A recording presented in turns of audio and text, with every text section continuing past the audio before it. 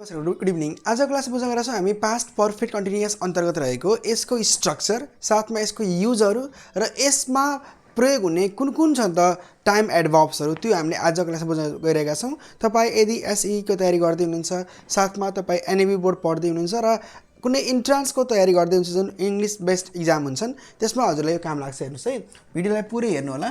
पहिला बुझौँ past perfect continuous tense भने के हो।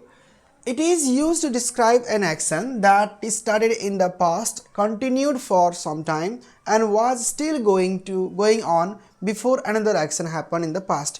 विगतमा कुनै काम सुरु भएर अर्को एक्सन हुँदै गर्दा यदि कुनै काम गइरहेको निरन्तर फ्लोमा गइरहेको छ भने त्यसलाई भन्छौँ हामीले पास्ट पर्फेक्ट कन्टिन्युअस टेन्स, जुन सुरु भएर भइरहेको अवस्था। यो चाहिँ एउटा ड्युरेसन सो गर्छ जुन चाहिँ गइरहेको छ, पुरा भएको छैन। पास्टमा है, it focuses on duration, how long before a specific past time. हामीले पास्ट पर्फेक्ट टेन्सको कुरा गर्दा चाहिँ यसमा कुनै पनि काम पुरा भएको अवस्था देखाइन्छ। पास्टमा सुरु भएर पुरा भएको अवस्था आउँछ यसमा भने यो पास्ट पर्फेक्ट कन्टिन्युअस टेन्स भनेको चाहिँ कुनै पनि पास्टमा कुरा सुरु भएर निरन्तर रूपमा गएको देखाइन्छ यसमा है त। बुझौँ त, यसमा सब्जेक्टको पछाडि ह्याड बिन भब आइएनजी आउँछ। यो ह्याड बिन भब आइएनजी भनेर बुझ्नु होला, फो हो र साथमा अब्जेक्ट हुन्छ।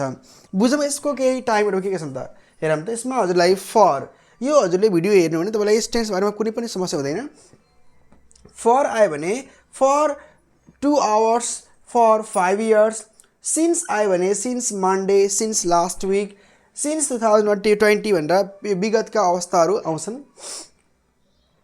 Before, until, all day, all night भनेर नै आउँछ। वेन, बाई द टाइम, यो भयो टाइम एडभर्ब भनेको यस्तो समय आउन सक्छ, यस्तो एक्सप्रेसन आउन सक्छ है त।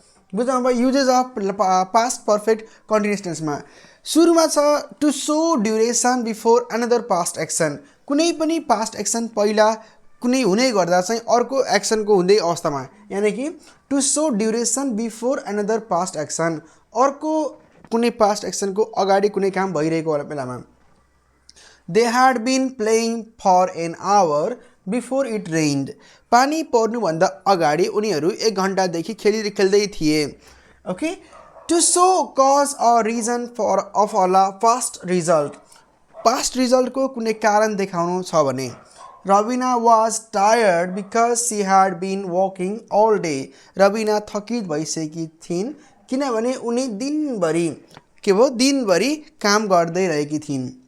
To emphasise the length of an action in the past, कुनै पनि काम पास्टमा भएको अवस्था आउँछ। We had been studying since morning, हामी बिहानदेखि नै काम पढ्दै रहेका थियौँ भन्ने अर्थ आउँछ। बुझौँ एडिसनलमा, she had been reading for 3 hours, उनी 3 घन्टादेखि पढ्दै आएकी थिइन्। By the time I reached home, it had been raining for an hour.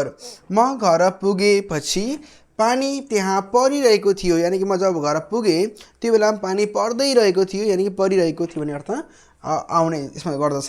So विद्यार्थी भाइहरू, तपाईँहरू इङ्ग्लिसको जर्नीमा इङ्ग्लिस ल्याङ्ग्वेजको क्लास जोइन गर्न चाहनुहुन्छ, आइएल्स पिटी पनि पढ्न चाहनुहुन्छ अनलाइन बेसमा भने हाम्रो मर्निङ टु इभिनिङ क्लास जुन गर्नु होला, हाम्रो क्लास भइरहेको छ। Thanks for watching.